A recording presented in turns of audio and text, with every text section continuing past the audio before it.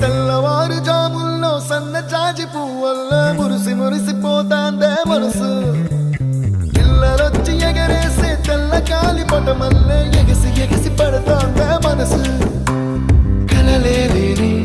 కన్నుల్లోన కదలేవో కనిపిస్తున్నాయే అలలేని గుండెల్లోన గలగలమని పొంగాయే ఆశల అలలే ఇంతందంగా ఉంటుందా ఈ లోకం